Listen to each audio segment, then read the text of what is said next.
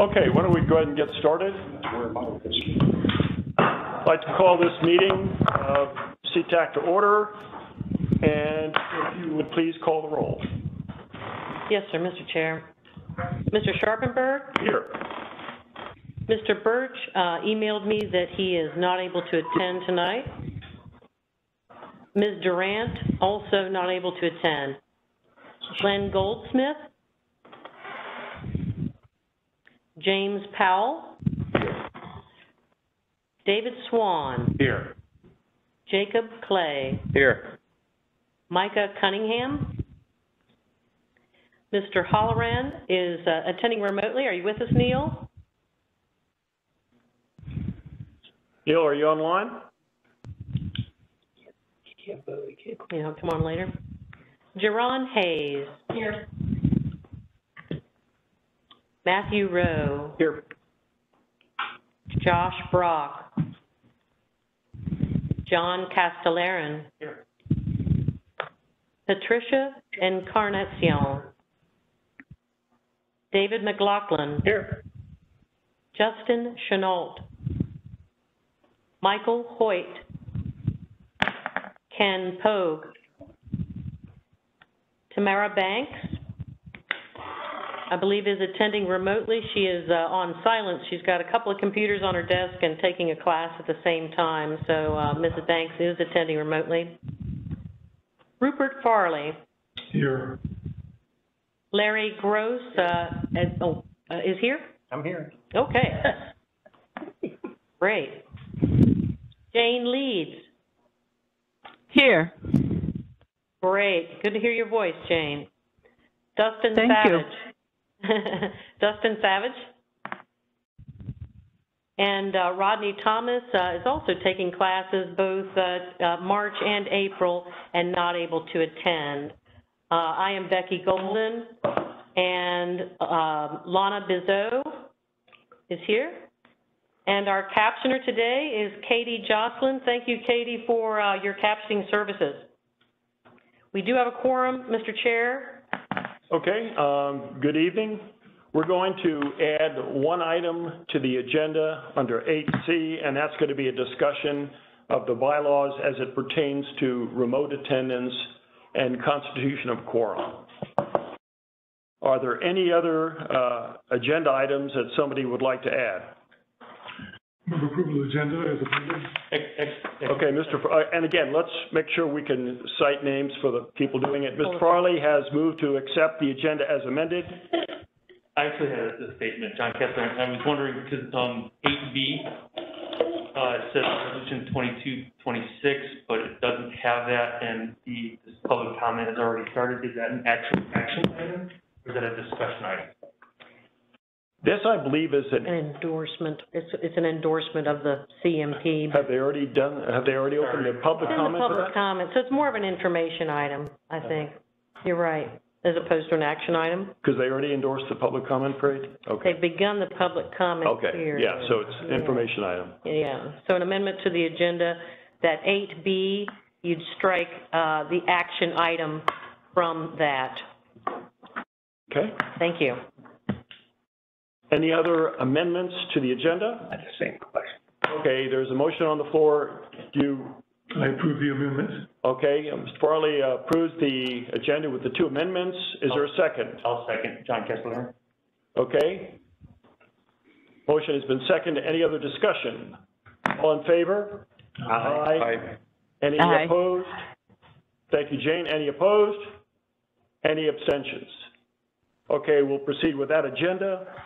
Next item is the minutes of the 9 February Ctac meeting. Has everybody had a chance to take a look at those online?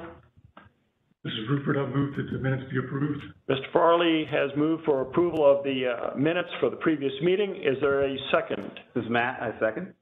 Okay, Matt Rose seconds the motion. Any discussion? Changes, edits?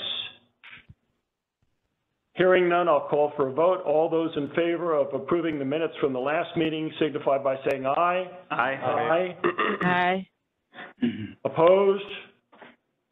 Hearing none. Any abstentions? Meeting minutes are approved. Okay, Becky, you're going to do the review of the policy meeting.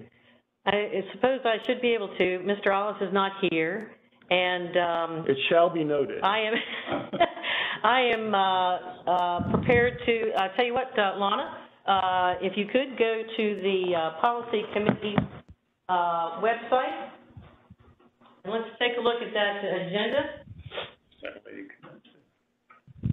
Great, we have someone has, hi, great.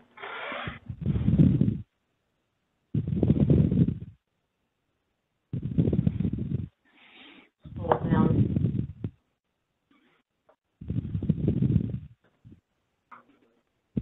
So big items on the policy committee agenda. The GWRC FAMPO Memorandum of Understanding is a formality we go through annually, I believe, that stipulates the relationship between the George Washington Regional Commission and the Fredericksburg Area Metropolitan Planning Organization. Pretty much the same as last year. Says who does what. George Washington Regional Commission is pretty much our human resources and administrative arm to save that cost of FAMPO having a separate entity in that way. We have an exciting item on that agenda, the letter to the Secretary of Transportation. This item and this letter, if you go to the policy committee meeting committee page and click on this agenda item, we're really proud of the letter that's been sent to the Secretary of Transportation and other legislators that define the critical projects in the region, including addressing Route 1 and intelligent transportation system signal coordination during emergency events when I-95 is closed, and the other really big projects in the Fredericksburg Area Metropolitan Planning Organization. I've never known in my experience in working 30 years for different regions, the Richmond region and Fredericksburg region, that such a marvelous list of important projects have been defined. This letter was months in the making, I want to say. Mr. Sharpenberg, do you want to add anything? I think you all were instrumental in, we were going to send it to the former secretary and then waited till the appointment of the new governor. No, I think of that. We had a presentation on the Smart Scale Round 5 from Terry Barber, and this is the program where localities apply for funding. Smart Scale is an acronym, but in essence, it is a scoring system that helps the Commonwealth Transportation Board weigh the benefits of projects that are, and I might be blocking the camera, let me do this, projects that are submitted by localities for funding. It includes not only road projects, but what's called active transportation projects like bike trails and so forth. And the process was very much a collaborative and cooperative process of all your technical advisory committee members coming together. There used to be a lot of fighting and arguing. I call it when you throw the money on the table and people kind of try to grab it. But the Smart Scale system has resulted in our projects being funded with a transparent scoring system on their benefits. Also, this, all localities have to go through the MPO and go through Ms. Barber, and we, FAMPO, submit the projects for the region to VDOT. In the past, when I worked for local government, everyone would compete and put their projects in, and there was not a coordinated effort at the MPO. There wasn't control. So we're somewhat the valve, the control point for all those applications to go through. Also, the applications and the projects are in the constrained long-range plan. And that is a plan that takes into account, it's required by federal law for you to get money from the federal government, for Virginia to get money. The region has to take all of their projected revenue that they're going to get from the secondary 6-year plan, primary interstate 6-year plan, congestion mitigation air quality program, and do a long-range projection, long-range in the term of 5 to 10 years, and make sure the projects we have in that plan can be built within the money that we are intended to receive. They also, being in the constrained long-range plan, are run through air conformity analysis. It's a model that shows the impact on air quality once they are built. So it's a big deal, and we control the metering of those projects to Virginia Department of Transportation. These two resolutions are somewhat a formality to add some new project funding into that constrained long-range plan. Mr. Farley? The small-scale plan, how does that mesh with the previous item on the agenda, that letter? The letter sounds like it might be an attempt to bypass and work around and avoid the smart scale. Oh, no. It is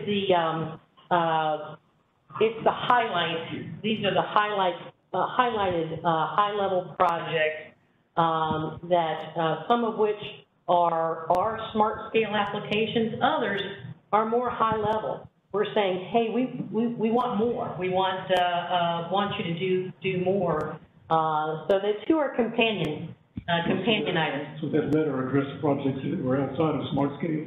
Yes, they'd be future projects. Okay. Yes. And so I think that's a highlight of the main points of the policy committee. Okay. Any questions for Ms. Golden? Yes, Okay. Jane Leeds. Go ahead, Jane. Oh, thank you. I wanted to ask a question. Does the law permit that grants and funding be sought from private entities, such as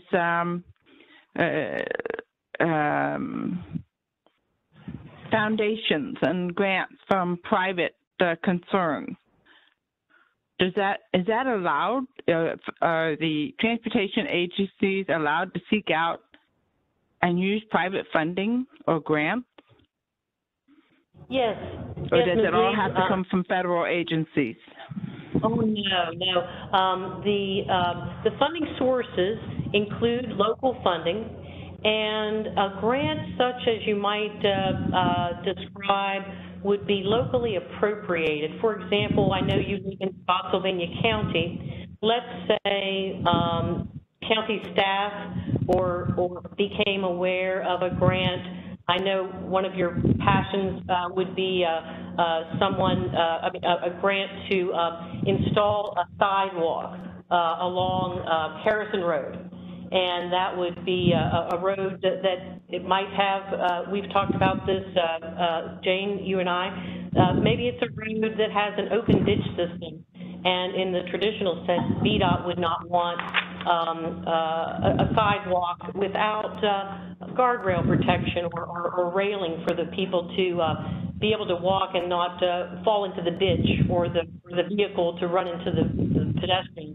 So a grant, for example, like that, you would go to the local board of supervisors and their finance folks and the county administrator, and they would have a local appropriation. Probably the grant would require the government to apply for it. For example, you as an individual, myself as a FAMPO employee couldn't apply for it, but the county administrator of Spotsylvania would be the grant applicant. And that funding would run through the county's books. And in the smart scale application, that would be a partial match, perhaps, for another form of funding. The localities are constantly leveraging local dollars, grant dollars through their own books and they get a higher score in the smart scale system. So the more local funds, the more matching funds, that gives a higher score because you're asking less of the Commonwealth from their sources. So my question is more directed towards private foundations that individuals have started, or let's say Warren Buffett from his railroad portfolio. I'm looking at bigger money and bigger sources. Are we permitted to do that, or is that a conflict of interest, or is that permitted? All Can money we is welcome. look for those kind of grants? All money is welcome. We used to say all available funding, AAF. All sources are welcome. They do have to run through the locality's books, and the locality has to be the grant recipient and usually the grant applicant. I don't know if just cash can be appropriated, but normally it has to run through somebody's books and be appropriated through a local government's financial appropriations. Jane, just a sec. I think as long as you don't go to the Russians, the mob, or the cartels, I think you're going to be okay. Comment. Noted. I was just going to say, David Swan, what we're addressing here, public-private partnerships. And even though we haven't any in here recently, in the past we've heard reference to those. Great example. Commonwealth is pretty good at engineering or arranging public-private partnerships. Of which the hot lane is a prime example. I was going to mention that. Thank you. Yes. Excellent example. Not necessarily a good one, but it's a prime example. Well, if you look at the details, yeah. Jane, have we answered your question? Yes, thank you. Any other questions about the policy committee results for Ms. Golden? Yeah, the smart scale round 5, we heard the presentation about round 4. What does round 5 include? Is that like just getting to the nitty gritty? Are we like that close to having the projects going, or? It's a 2-year process, and we're at the beginning of round 5. And there's a graphic Ms. Barber used that the beginning of the process is submitting applications. Oh, great, Lana has the presentation up. Great. Thank you. Lana, would you like to read kind of the as you go around the S there? Sure. So February of 2022, continued use of assistance. Into March, there are the pre-applications. Pre-applications are screened in April. May is screening and prioritization of pre-applications, and then June is the final application period. July, smart scale application, continue final period. And the application period is between August and December. And then after that, the VDOT and the Commonwealth Transportation Board take that information, and I think they take about 3 or 4 months to make their final cut and then hold public hearings. But the final decision, VDOT is very clear, the final decision is made by the Commonwealth Transportation Board at the end of the day. Whether your score was, 85 when it went in, and Mr. Farley's project, let's say it was 35, the Commonwealth Transportation Board has the final say, and it's not based on a ranked score at the end of the day. Okay, does that answer your question? Any other questions concerning the policy committee meeting? Okay, hearing none. Item number 6, do we have any comments or questions from the public that are participating either in person or online?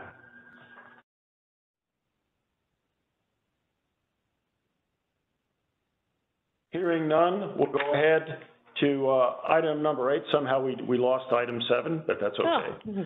Oh, that was old business. Member discussion and action. First item under there, item 8A, endorse Resolution 2229. I'd like to talk a little bit about that before we get into the endorsement process. As you well know, Ctac is somewhat limited in its authority to do anything. We are primarily a two-way conduit of information from the public, information to decision makers, advocacy, as we talked about in our mission statement last time. I have to tell you, I am very concerned that we are being tuned out, if you will, by the politicians. And I base that on three things that I've done personally, and I'll open it up for your own comments. After I first came on the board, we sent a letter to the policy committee expressing our concern that the issue of an outer connector and additional crossing over the Rappahannock was not even addressed in the long-range transportation plan.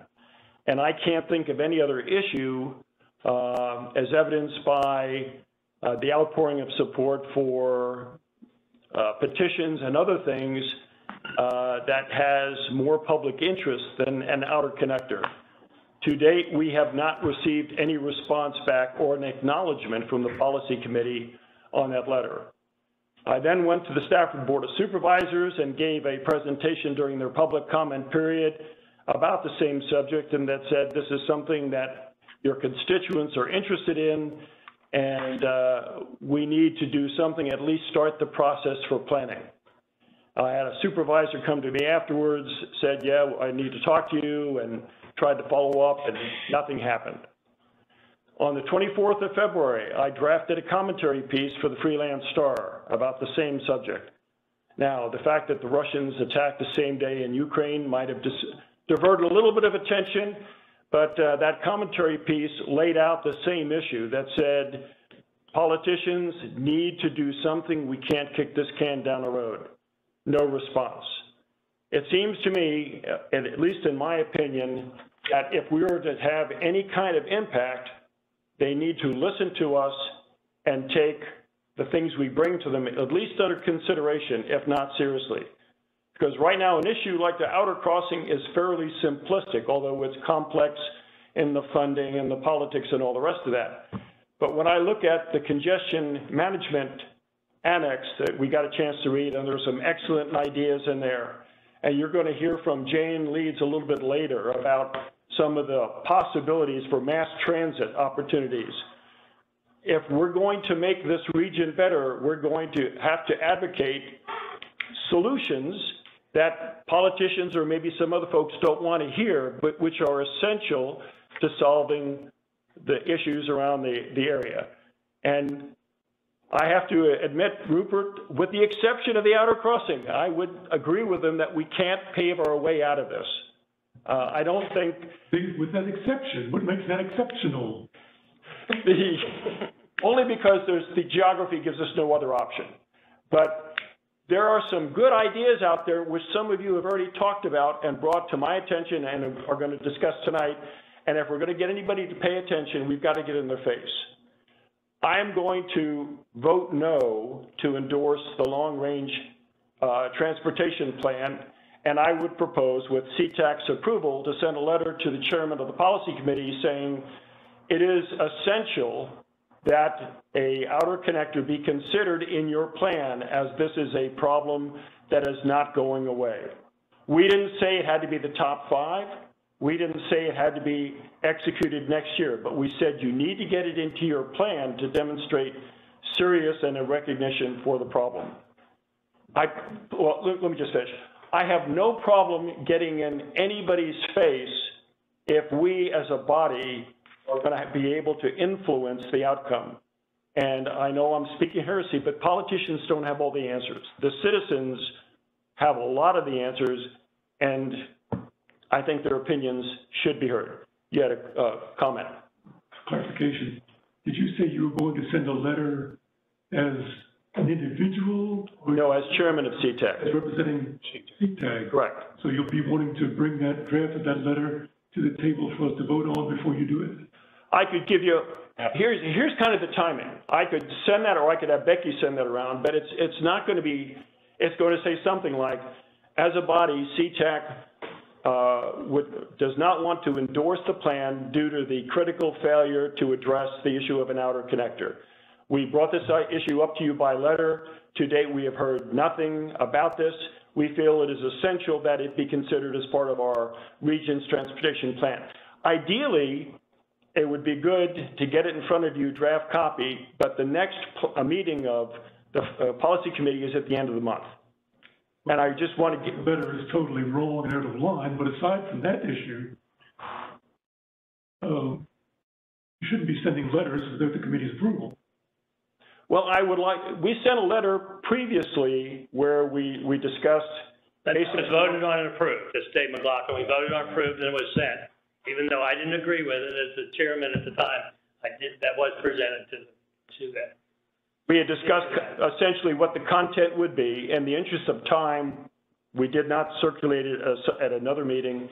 And although that would be the right way to do it, I don't want to kick this can down the road any further. We could roughly agree upon the language without crossing the T's and dotting the I's. But I think if we're going to be taken seriously, we need to tell them. Now, we could not endorse the plan, and they could be asked me at the next meeting, because I sit in that meeting as a non-voting member, how come you didn't endorse the plan? And I would attempt to give them the feeling of Ctac as to why, verbally, as opposed to a letter. It's 6 of one, half dozen the other. But I wanted to bring that up to you because I think if we're going to remain relevant and have some influence in the very complex issues that we're proceeding down the road with, they've got to pay attention. Please. Mr. Rupert, I plan to vote against this action item also, but for different reasons.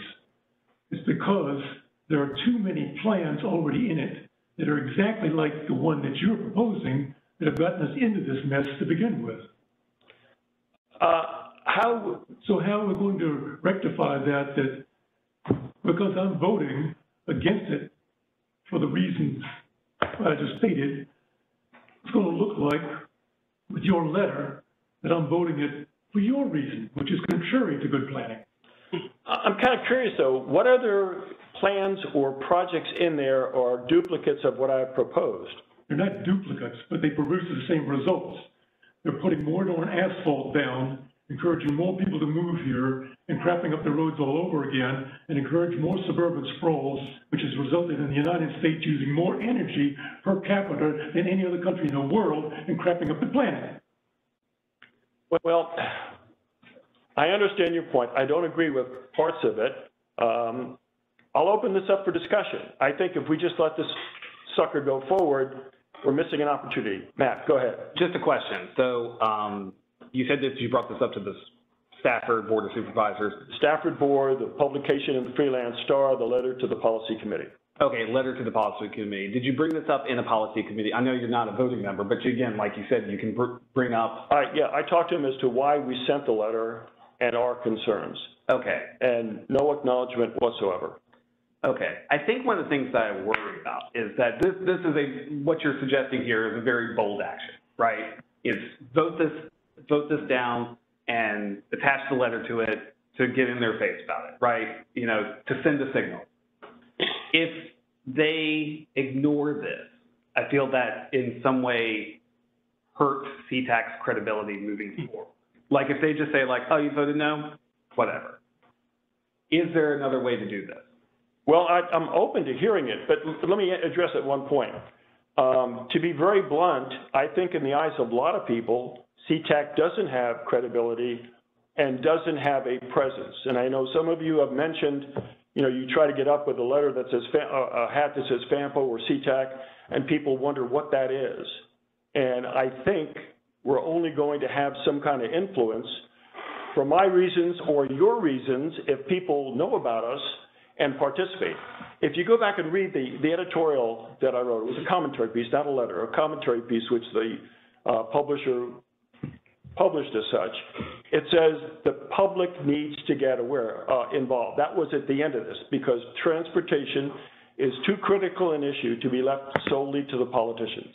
I encourage the public to attend these meetings, to attend FAMPO meetings, and to get engaged. You had a question, Dave. we would be, and I think Larry might weigh in on this. This is Dave McLaughlin. We're going to look more silly, or that's not the word you use, but less taken less for granted. But because if we do not understand that this has been going on since 1990, public input, all the communities working on it, there's been iteration of plans, and plans have been rejected and not agreed to for a whole series of reasons. To come in here now and say, you know, let's do that, and to make a statement like the policy committee is ignoring us, like we're bringing something down from the heavens that they've never heard of, when the ones who have been on the policy committee for years now have heard this over and over and over, and have addressed it in the policy committee and other areas, planning dollars done by VDOT. We look pretty naive if we come and say, hey, why don't you give us this lollipop that we've been asking for, when it has been seriously addressed, seriously considered, seriously debated, with many different discussions and perspectives by each of the communities, and rejected several different times. So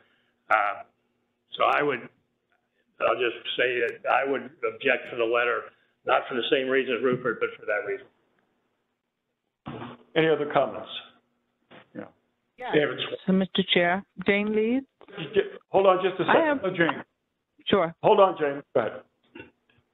Has anybody talked to Joe Brito about it? Because Joe is well known for this type of activity, and He's briefed us. He's been here. yeah, he's been here. Yeah. Yeah, but has anybody recently talked to him, in the last?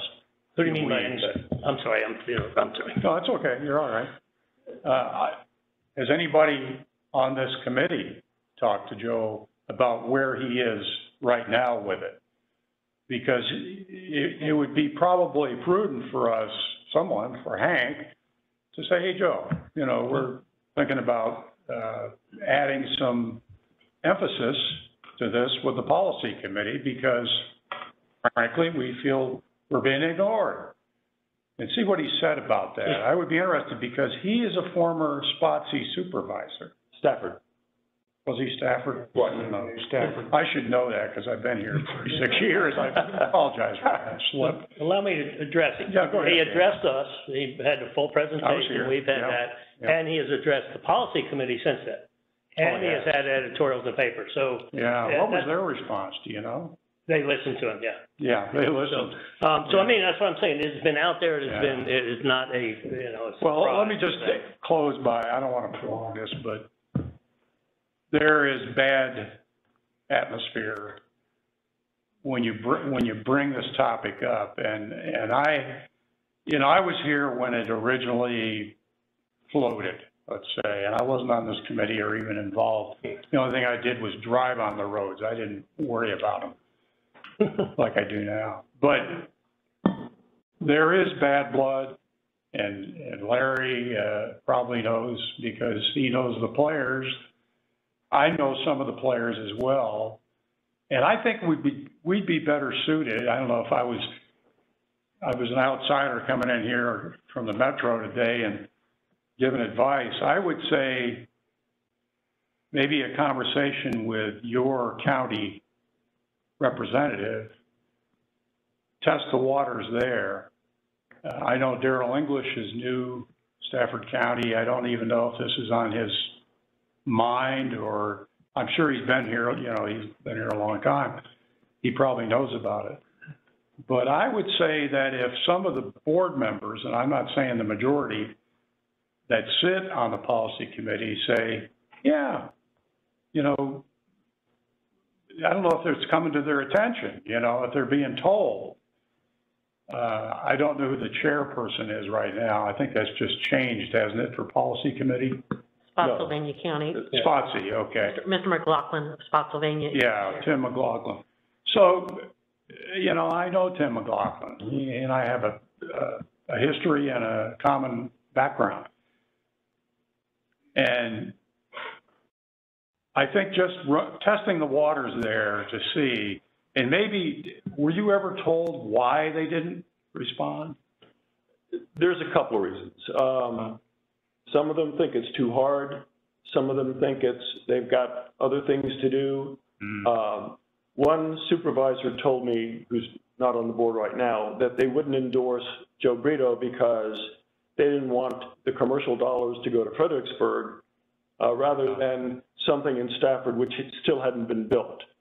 So, to be very honest, this will be hard. If they do this crossing, it's going to be hard. But I can't envision any other solution. You know, we're not going to have a train and a east-west mobility system in place, funded for years and years and years.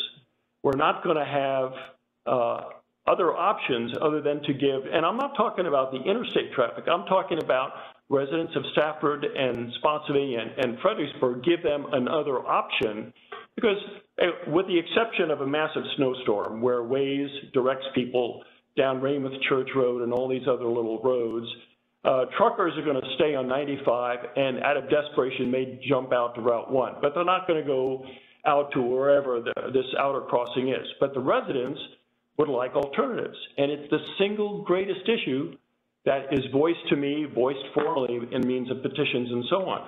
I'm kind of at a loss to get their attention because I've talked to some of them.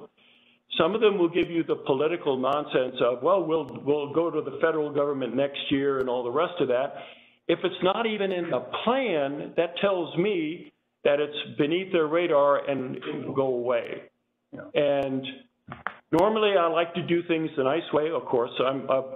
I'm not adverse to getting in somebody's face, but I really am at a loss to, A, make this committee relevant, because as I mentioned, some of you, and Jane will give a short presentation on some of the things she's discovered in mass transit, and there are some things in the congestion mitigation plan which bear adoption.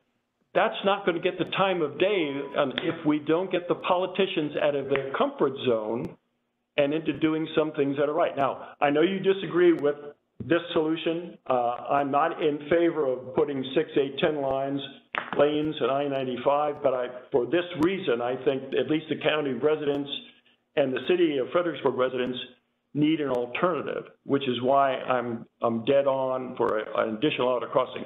There was Matt, you had a comment. Yeah, just I feel, oh, that's right, you know, it's Jane. Yeah. Jane has a comment. Oh, I'm sorry, Jane, go ahead. Good call. Yes. Some of the comments that I'm getting back from people, I tell them I'm on the transportation committee, is that why bother? The politicians don't listen to us. That's a pretty stunning statement. And that's not just from one or two people. That's from the entire community.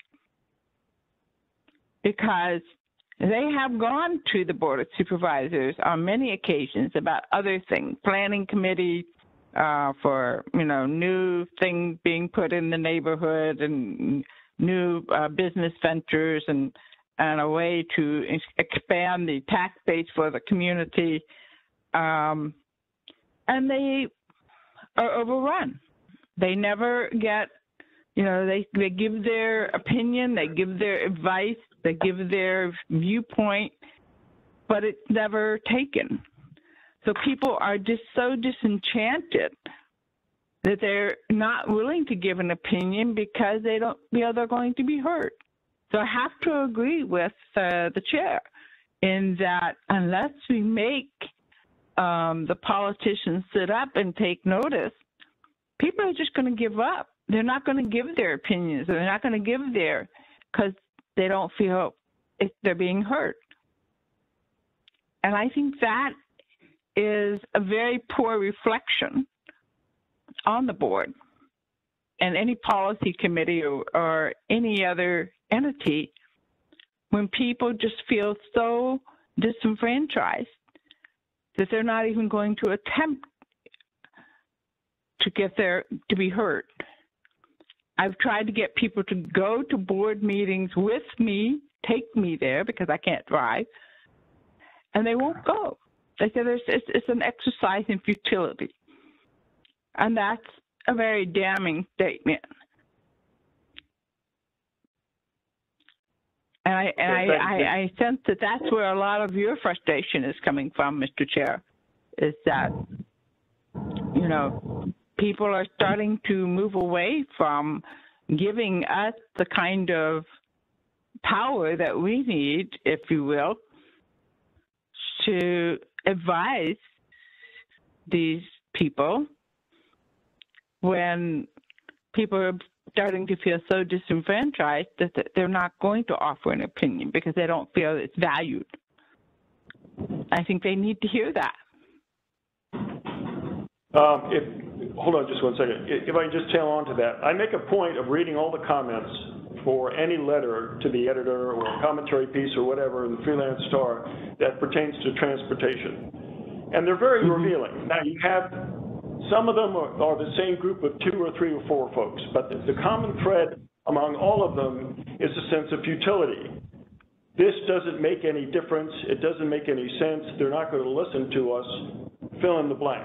Now, when you strip out exactly 2 or 3, I'm not going to call them malcontents, but the people with a particular point of view, it's a fairly consistent theme of the other letters I see. So I think there's an issue, and if we're going to help take control back for the citizens, which we ostensibly are supposed to support, this is a way of doing it. Dave, you had a question? I just Oh, I'm sorry. That's okay. I feel like you're touching on 2 connected but sort of separate things here. Because one is the out of connect. Yes. Right? We're talking about the specific project, you know, looking into that. Set that aside for a second. The other thing that you're touching on is what does the policy committee want from Ctac? And I know we have bylaws. I know it's all mapped out and everything, but we still don't really know what they want from us. Like, what is it that we can provide? What service can we do that they will care about, that they will listen to? I feel like almost that's the conversation that we need to have, because otherwise, if they don't care about any of the things that we do here, then we're just fun, meet once a month, talk about transportation club, and that's not really a good use of anybody's time. So I think if we could find out what they want from us, then we can actually find the value here that we can provide. I'm not going to speak for Dave, but in the meetings I've attended, let me phrase this correctly. I don't think it matters to them whether there's a Ctac or not. The meetings that I've watched are very structured, almost rammed through for a particular agenda. Elected officials have expressed concern to me about comments and flow of information and exchange of information. I can tell you there's more exchange of information in this meeting than I've seen in every policy committee meeting that I've attended so far. Now, that's my perspective. Dave, and I don't mean to talk to you because you've done this a lot more than I have. But in a direct answer to you, Matt, I don't think they care whether I show Ctac exists or anything. And that's a shame because we are the conduit to the people. You know, they're not going to go out and have a fundraiser and say, what do you think about transportation? They're going to get some straight comments, but if we can provide them, and I know Jane will talk to this a little bit about BRE wanting to give her some feedback about ridership and stuff like that, we can make a difference. Now, I would go so far as to say that we're just saying we don't endorse it because there are some substantial problems with the plan, and then say, we'd love to come talk to you, and then we give a composite assessment, rather than just the outer connector, which I feel strongly about, but I know you also feel strongly, and we can come up with some talking points to express to them why this process is maybe not as holistic and all-encompassing as they are led to believe. And so that would be a reason why I wouldn't vote to endorse the plan, and for the follow-on offer to them, let us get on your schedule and talk to you why we have some concerns. And then we can have a separate session and come up with a distillation of major talking points. Because I don't think they'll buy the sole thing, but there are some critical things in this plan in your area of interest that just don't make sense, which we could harp on. We're not going to fix the world in one session, but there are some things we can narrow on. Comment. 2 quick comments. One, policy committee works off the volume of noise that they hear from the community. And they do it individually with their own constituents, and then they'll do it at the policy committee meeting, only if the public would show up. And we know from our own experience, that's a problem. So I say that the more people that show up there, and the louder noise they make about a particular issue, such as the issue before us, then that's going to get some attention. Last comment. We're members of the public as well as representatives on the Ctac. We should be going before the policy committee as individual residents. And we can tag team that if you like. I mean, that could be our strategy. I think it's a good one. 4 or 5 of us show up at the next policy committee meeting. During the public comment period, and make it known. Picking on you, Dave. It doesn't matter. Rupert could be the spokesman, you know. But go in with an agreed upon, generally an agreed upon position, and tell them like it is, you know, here we are, citizens, and this is impossible to do. I've tried it a few times. Bring your neighbors. How many times have you heard that? Unless you offer beer. Well, now that... I did try to bring my neighbors. They won't go because yeah, they've there been you go, Jane. ignored too many times. Well, they're busy, you know, and you know, my neighbors live a little further away because we're, you know, larger lots, but people are just busy, and they're trying to survive, and now we're throwing high gas prices and inflation at them. So their minds are not on the future, you know, looking out the vision for transportation.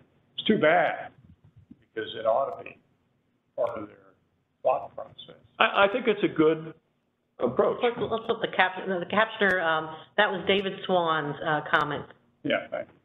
So this is Dave McLaughlin, and maybe it's a, you know, glass half full, glass half, I'm responding a little bit to you, Jane. You know, we are building another, if you think about it one way, another river crossing right now. We are doubling the number of lanes going north and south over the Rappahannock and Fredericksburg. Incredible investment. The hundreds of millions of dollars going into that project. The other things we've done on improvements going out Route 3 and on and on and on. And if you look at Smart Scale and the things that are in Smart Scale in Round 3 that haven't even started the work on them yet that have been approved. And that goes a long way when people start saying, well, I don't see anything happening. You go, well, wait a minute, look at this, this, this, and this. And especially if it's in your things that are specific to the county that you represented. There's quite a bit of lot going on, and with the amount of money that's got to be distributed throughout the entire state of Virginia,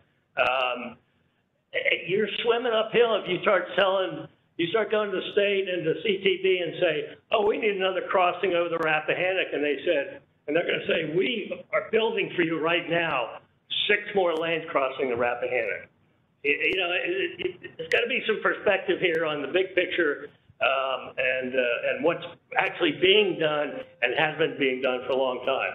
We've been very successful for our small size relative to a lot of other entities in Virginia through the Smart Scale process. David, the only thing I would say to that is, and I point this out in the commentary piece, the additional lanes merely push the problem further to the south or further to the north. And so would other.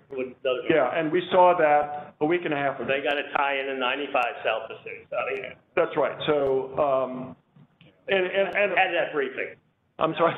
We had that briefing to this body, and that was some of the issues that Burrito had about 6 different ways you start tying back into the I-95.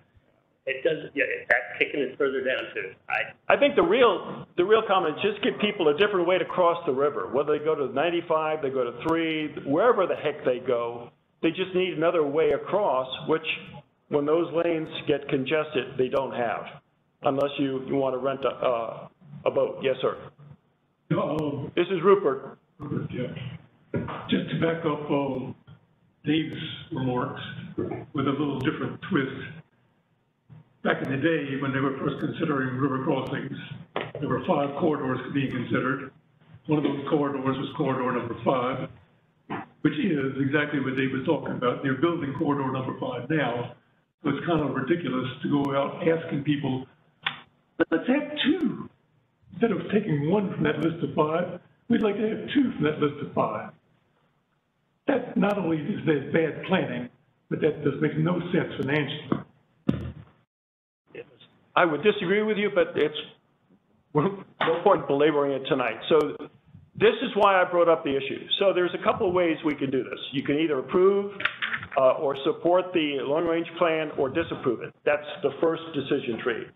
If it's disapproved, then the strategy about why we don't endorse it, and that can be a letter, or it can be tell them we want to have a follow-on briefing with you and explain to you some of the concerns we have, of which your point and some of your points and my concern can be part of that, at least if for nothing else, consideration, because as long as it remains out of sight, out of mind, it remains undone. So we have a couple options on this. And the first thing, is there any other discussion about 8A? One more little quick option. We've done this in the past. There's been items that have come up for our endorsement. First of all, either the motion was not made, or second, it was not seconded, and it just went away. So we did to take no action is an action, and so that is another option that's available to you or this body.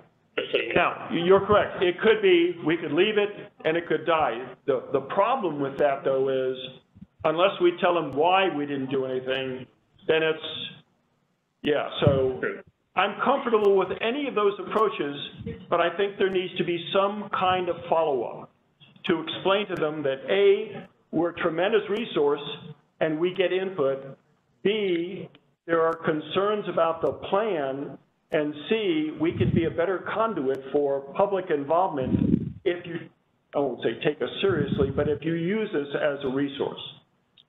Any other comments about item 8A on the agenda? So having heard what Dave McLaughlin just said, is there a motion? Wait, I do have one.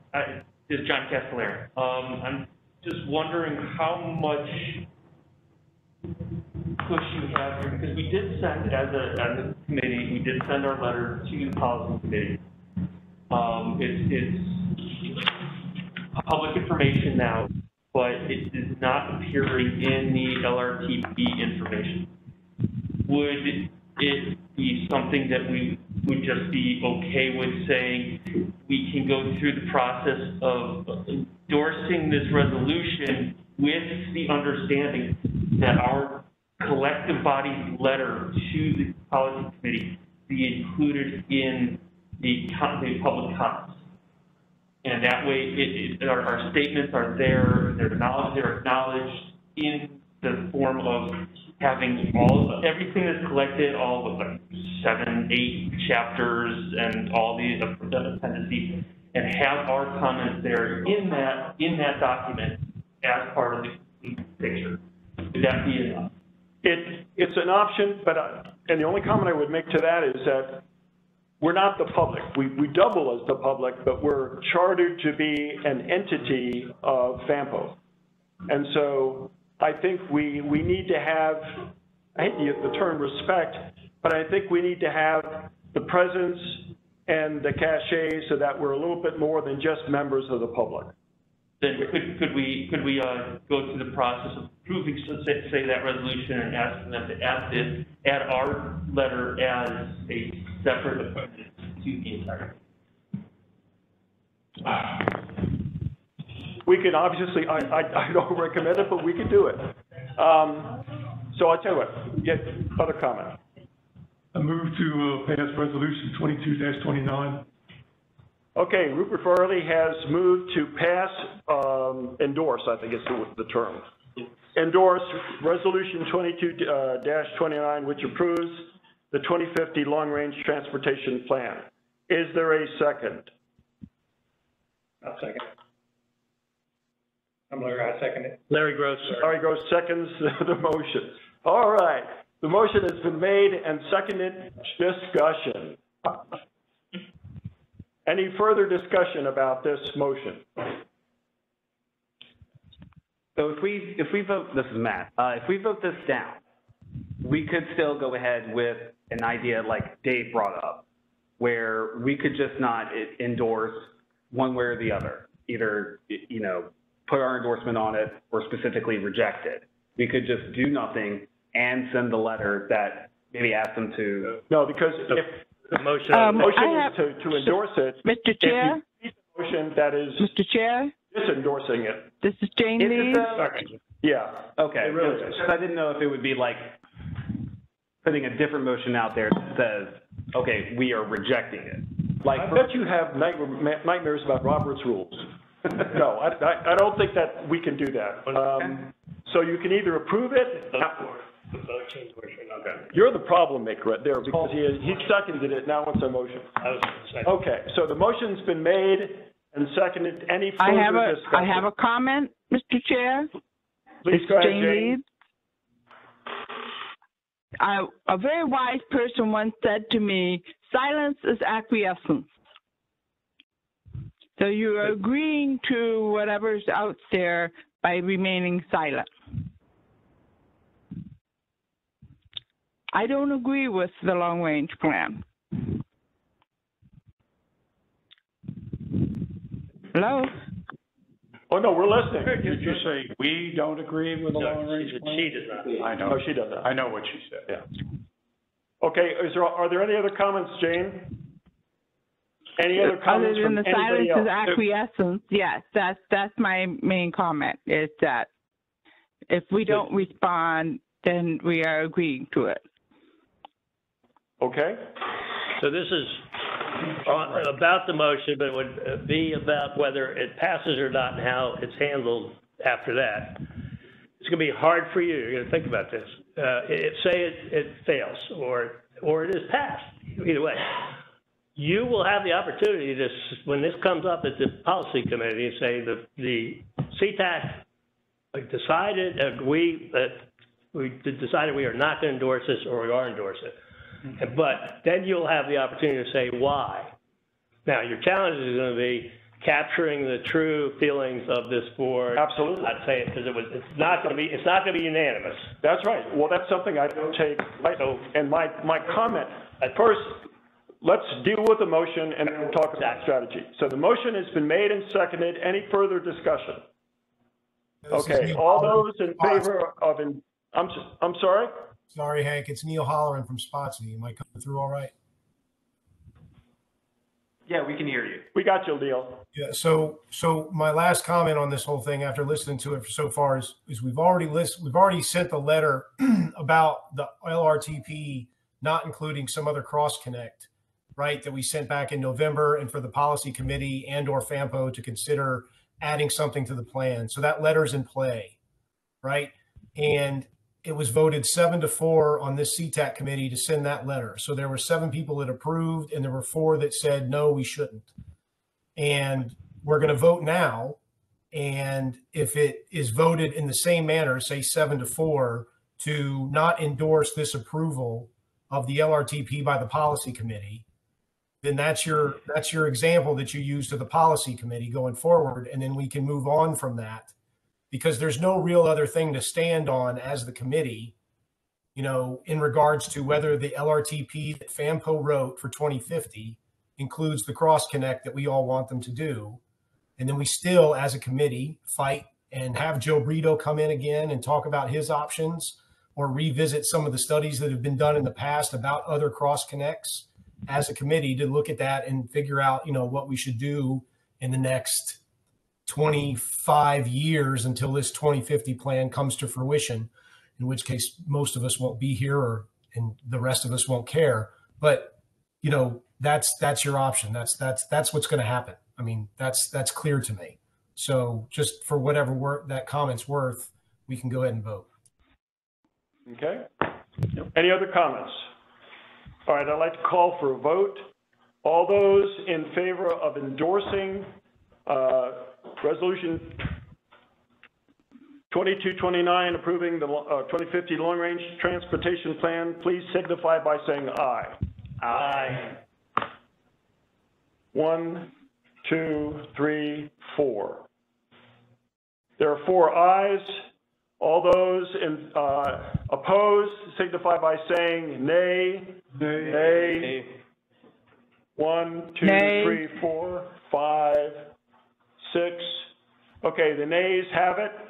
All right, so Let's get the count wrong. Was Neil, did you vote? I said yes to endorsing it, but I got Becky's email that says if I'm remote, I can't all right. exactly vote. But Roger that. Thanks. Okay, I just want to make sure. Okay, so now here comes the interesting part.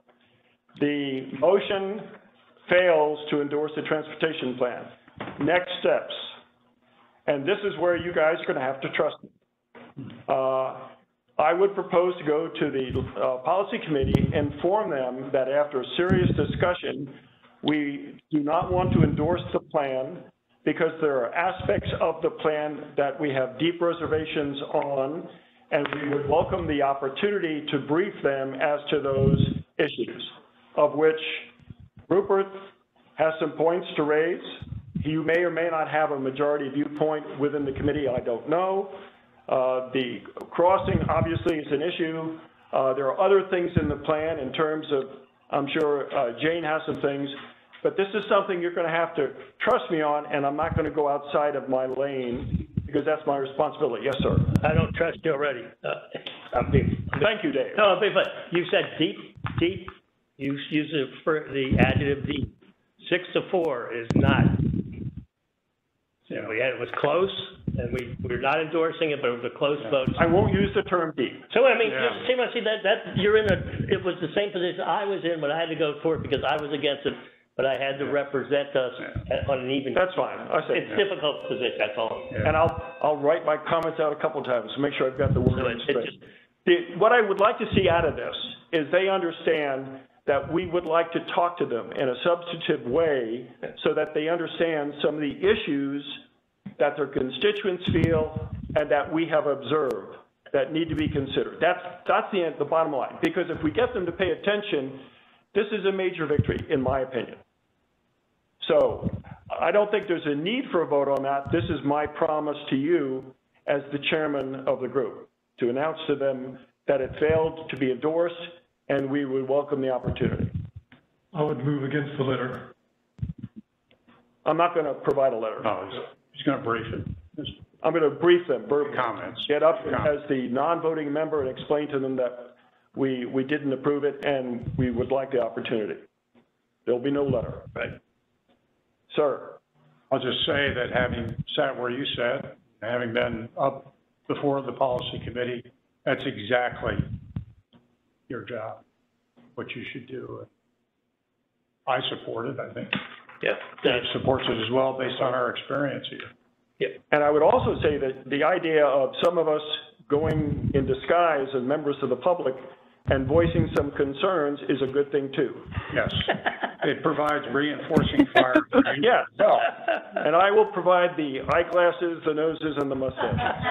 And by the way, Maybe somebody could pick up Jane Leeds. Jane Leeds, in the Marine Corps, when we attack targets in the Marine Corps, silence is consent. If you don't object, your target being hit, it's going to be hit. And that was David Swan for the captioner.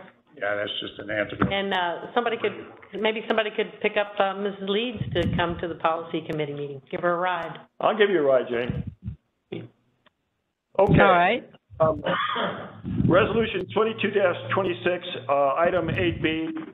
That's really an information item rather than a action item. It's being commented on, and my personal opinion is the draft mitigation plan is pretty good. There's a lot of good stuff in there, which we can grab onto. Okay, item 8C, new agenda item add-on, and that is there is some confusion as to the 2-member limit maximum for remote attendance. I think any member that has to attend remotely can listen in, but after 2 absences can't vote. Because the remote attendance won't count toward a quorum. Oh, I'm sorry, the remote attendance won't count towards a Not count toward a quorum, is that? Does anybody have any problem with the interpretation as you just heard? Yes, you made it sound like what he said was incorrect, but what you said was additional. Quorum is one thing, voting is also, they're not able. Correct. Okay, Correct. that's what I'm clear. Yes, Yeah. there's a parentheses in the bylaw that says, Yeah, it's state, I mean, it's state legislative, we can't do anything. yeah, it's sort of Trump. Yeah, so we just need to clarify that and get it into the Bylaws. bylaws, yeah. Okay, we'll have a proposed wording for the next meeting. Right. Okay. Wait, we're gonna have proposed wording, the wording's already in there. I don't think there's a couple. No, because we went through the whole process, we had it during COVID, we had to insert that, remember that, we went through this, guys? We had updated to include all of that verbatim information, when during COVID was emergency procedure, what those procedures were, and then after that, when it's not emergency procedure, someone with a disability does not have to sit in the meeting, they can do it remotely, we adopt that, but anybody who is physically able can only excuse themselves twice. Okay, let me just take another look at that, just to make sure. Clear, as well, more than Okay. legislation. Were there any other additions to that 8C? I know we talked about a couple of things to discuss. Okay. Any other public comment from people present or online? Hearing none, I'll close the public comment period. Correspondence. Have we received any comments? No, Mr. Chair. Okay. Staff reports. Anything additionally from FAMPO staff? I'd just like to credit Lana Bizot, who's our manning the computer tonight, and her hard work on the congestion mitigation management process. That was Lana's big project. So congratulations, Lana, that this group endorsed it. I want to also acknowledge that Mr. Farley brought up some really great comments on that congestion mitigation process about the mapping, and really found an error that staff had made where density had gone down between the current and future. And Ms. Bizot looked at our data, and we had a goof, and she went in and did her magic with our GIS mapping. And I also shared with her Spotsylvania County's comprehensive plan. I said, hey, let's take a look at the plan. We see these maps that come out, but here's the plan. Here's the limit of water and sewer. And when you now go from 2020 to 2050, it gets darker, lighter, darker. So we really looked at the guts of the plan together. Okay, Dave McLaughlin. This is Dave McLaughlin. I don't detract from the hard work went in, but something you said which is incorrect. And our words matter because they're recorded and everything. We did not, in Resolution 2226, endorse the draft congestion management process. We only agreed that, and which is obvious and we should, that there should be an open comment period, and we approved it. Okay, thank you. Big distinction. Very, very good. Okay. Member reports. I'm going to ask, I realize that the FOIA constraints make these focus groups exciting, but some folks have been doing some work on the side. And I think, Neil, did you want to make a few comments about the mitigation focus group? Yeah, the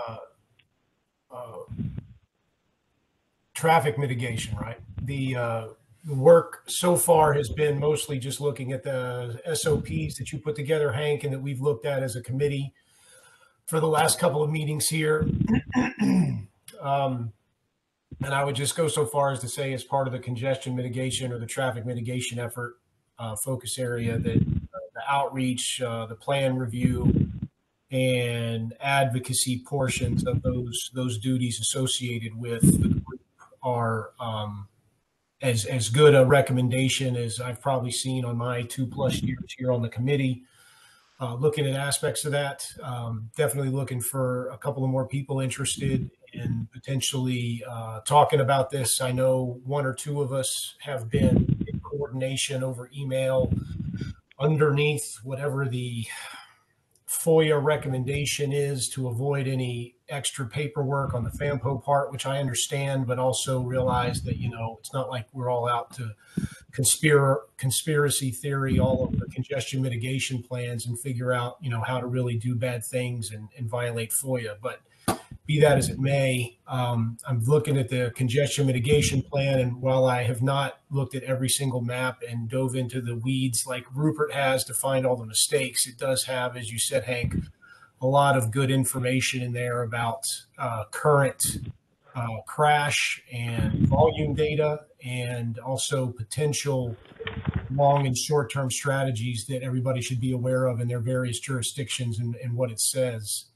And beyond that, we'll probably be using that as the kind of coordination document for the group to work off of and make suggestions from, and as the opportunities arise to, do outreach with and advocacy for. I think that's all I got, unless anybody's got questions. Any questions for Neil Howard? Two things out of that. One, if you have an interest in any of these groups, please volunteer. We'll try to get your process into the regular agenda so that you don't go nuts over FOIA kinds of things to the degree we can without making these things really long. The second thing is, one of the most critical things in the draft SOP that was distributed is identifying stakeholders and opportunities for engagement. You don't have to be a member of one of these committees. If you know organizations which we should reach out to either transmit or receive, please suggest that to the respective focus group, because in the court of public opinion, that's how we make progress, talking to the right folks, and lots of them. Okay, Jane, you're gonna talk a little bit about your area, mass transit. Yes, sir. I look at my contribution to Ctac not as a professional. I'm not a travel planner. I'm not a transit planner. I'm not, I can't extrapolate data, but I am an expert consumer. I've ridden just about every kind of mass transit system there is, including water, pedestrian ferries, all over the country. I lived in California for 20 years, and I can tell you that laying down concrete does not solve the problem. They have roads that you would die for. They have 10, 12-lane highways, and they're all full at 5 o'clock with motors running. I've sat in them. I know that. I used to drive. Now I can't. So I was moved into mass transit. The transit planning here, from what I saw in the long-range study, is nothing. I didn't see much of anything. What was there was probably there before, but nothing's happened. In my search, I was talking to a lady at VRE, Ms. Judd, and I was asking her about the VRE, and I said, why don't they do more? And she said, because they don't have access to track, because the track is owned by, I believe, a freight company. Is that correct? CSX. Yes. And so we basically have to lobby for time on the track, along with Amtrak and everybody else. So they don't have the ability to do anything other than what they do. They don't have a dedicated track. They wanted one. They would like one. They could do so much more with one. You could do things with, tourism, to increase tourism to our area, to take children from the schools on the train rather than school buses, old school buses that break down. Plus, the buses have to be back to the schools by a certain time to do their runs. you could do holiday shopping trips. I mean, there's so many things that are out there that could expand the use of the VRE. And people say, well, you know, with the people working out of their homes, working remotely, they might not come back to the VRE. Well, yes, they will, because we have a growth rate of 16%. That means more people. We also have the VA facility coming in. That means more jobs. People are going to be coming to Fredericksburg for jobs and be coming to Fredericksburg to use the VA facilities, and these people will be in wheelchairs. They might be able to drive a car, and they might not. So we have a lot of growth to look at. We have a lot of people who are moving down from Northern Virginia to live in Fredericksburg because basically it's the last frontier in reasonable house prices. And I say reasonable, that is a relative term in Virginia, as we all know. I know that because I moved here 6 years ago, and I started off in Fairfax County, and I quickly moved down from Prince William to Stafford and ended up in Fredericksburg. It's the last great frontier, and most of the people that live in my community are residents from Fairfax, Prince William, Stafford, wherever, because their families are here, their friends are here. They don't want to go to Florida. They don't want to go to the Carolinas. They want to stay here. This is home to them. And we just don't have enough. I get solicited every month from real estate agents looking for homes in this area for retirees. I live in a 55-plus community. So it's there.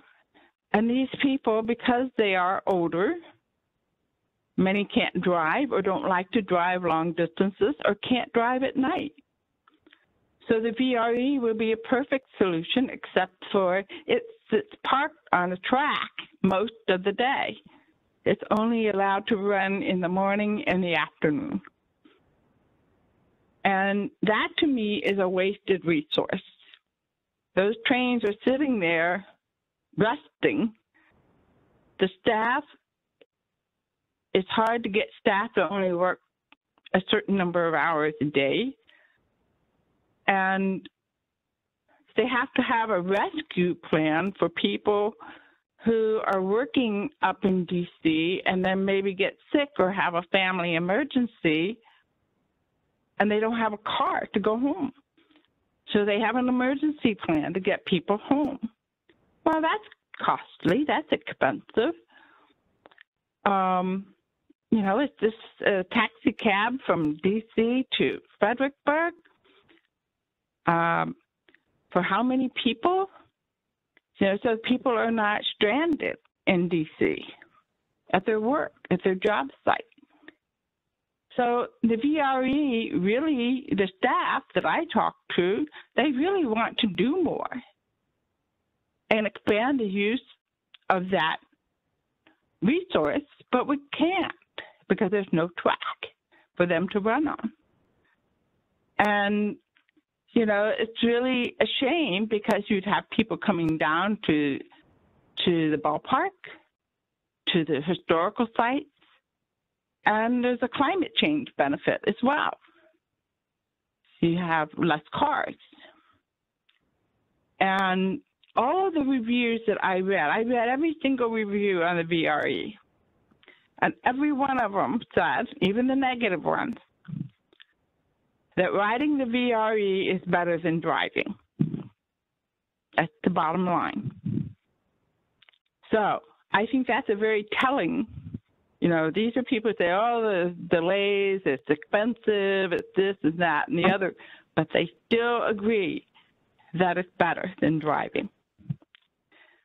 So now, Jane, looking at that, yes.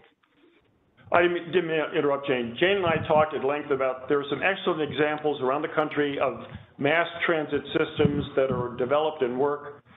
And as we go through our recommendations, a little appetite suppression, we're going to have to practice that because all the money in the world is not going to allow us to instantaneously implement these good ideas. So as we're working through our recommendations, there's going to be a time phasing, a prioritization, and so on. But Jane's done some pretty good work, and if you have an interest in mass transit, she can fill you in on it's not too difficult to find good information, good examples around the country. Jane, in the interest of time, I'm going to take a couple questions. Go ahead. Just a quick one. I'm pretty sure there's a DRPT, the Department of Public Rail Transportation in Virginia rep that is on the policy committee. Am I correct? There's a rail rep. There is, and I don't remember who it is now. Matt Kelly. Back a while ago it was, yeah. And Jane probably needs to have a conversation. That's a good suggestion. With that person. Well, Jane, we'll get you the contact info for that person because they gave the policy committee a briefing a couple of meetings ago about long-range rail issues, of which one of which is the third rail for the VRE. Now, Matt, I'm not going to put you on the hook because you're in a committee of one. Yeah. Well, I got something. Please do. Go ahead. Great. Well, I was just going to say that because feel free to jump in anytime, guys and gals. Well, help me out. Currently, I'm a committee of one. I just started thinking to myself, what is a particular issue that I could bring up? Specifically, something that might not have been thought of as a priority or anything like that. So, with your blessing, I'd like to present something at the next meeting. Absolutely. All right. That's all I got. I love it. Can I ask a question? Does the BPAC? I'm going to finish up quickly. It's Dave McLaughlin with a question. Is the BPAC helpful to you with what they're doing for the, one of our sister committees? So, you aware of them and I do the pedestrian safety committee, the bicycle committee. Well, so actually, the thing that I was going to present actually didn't particularly go with pedestrian and bicycle safety. It was for vehicular safety. Okay. All right. Yeah. All right. Again, anybody that wants to participate, your participation would be welcomed. And I have one more thing to steer. I have one more thing to steer them to look at. I'll only take a minute. There is an excellent trolley system, electric trolley system in San Diego. They have a website. It is excellent. It shows you how it works, where it works, and it was built over a period of 20 years. And I was a rider in that system from the very beginning, and it is truly excellent. So if you have a chance, just take a look. It'll take you maybe 10, 15 minutes to look at it. It's the San Diego Big Red Trolley System. And along that line, if any of you have the time, and I know everybody's crushed for time, the next time they have a meeting, the East-West Mobility Study, if you can make it, I recommend you do that because they're going to come up with recommendations, some of which will be implementable in the short term, maybe not in the exact form that they're looking at, some which may be longer term, but it's another good source of information and discourse. All right, anybody have any questions of any of the focus group chairmen, mostly of one? Any other? I am on that mobility, the East-West Mobility Committee. Okay. I've been since day one. So. Great. Okay. Any other comments or questions from anybody? Move adjournment. Mr. Farley has moved for adjournment. Is there a second? Second. We haven't talked to representatives from the localities. Member reports. We usually go around member reports. I represent Hartwood. Oh, I mean to say. I'm sorry, member. David Swan. I apologize. Go ahead, Dave. Yeah, I just want to say that as I commute every day in my own vehicle on the roads in Hartwood, and I'd like to know your feedback as well from each of you. I see a lot of work going on I-95 with I used to own a tree service, so bear with me a minute. A very large crane-like vehicle with another very large. 2 tan trailers. Yes. Who owns those? Very impressive. I'd like to know, I don't belabor this, but they're doing an excellent job of cleaning up everything between the pavement of I-95 and 50, 60 feet beyond. Now, back to Stafford County and Hartwood. We got hit hard. Pine trees mainly. And if you take Joshua Road, if you want to have an experience of what I'm talking about, Joshua connects Mountain View Road and 610. It's a heavily traveled connector, loaded with mostly pine trees. I was out there, I'm guilty for creating some of the mess because I thought, hopefully, VDOT will contract a company to come in, or companies, because it's going to take a lot. But pine trees are cut off anywhere from 12 inches to 24 to 36 from the edge of the pavement. And so every morning, there's one turn that I seem to meet somebody on, and it started out that one particular branch that was sticking out there was hitting my car. It didn't do any damage, thank God. But invariably, I always meet somebody right there. So I can't, move back. But that's just one example. If you drive several roads up at least in the Hartwood area, there's debris, and it's just, I know when it was done, and I know how it was done, because I was driving around with chainsaws in the back of my truck trying to clear roads. But they just left it. VDOT has just left it, and I know that they will contract companies, but take a look at the requirements for a contractor for VDOT, and that's why I never was able to do a VDOT contract. But somebody is doing it in Stafford for the county. I don't know who's paying for it, but one of those, I saw one of those tandem trucks. Yes, there is. And there are a bunch of other private tree services that are working county roads, so I'm not sure where the money's coming from. Yeah, I'm not either. It must be. Is Joshua Road a state road or county road? It's a state road. Because Eustis Road is a county road, and I believe the county contracted somebody to do it. They're not doing a very good job. County doesn't own any roads. It's all state here. Yeah, once they turn them over, they become part of the system. It's the state. That's what I'm at. Unlike where I'm from, where there's county, town, and state. Yeah. But VDOT's estimated they have 600,000 cubic yards of stuff to take away. Mr. Powell, do you have a road to add to this list of concern?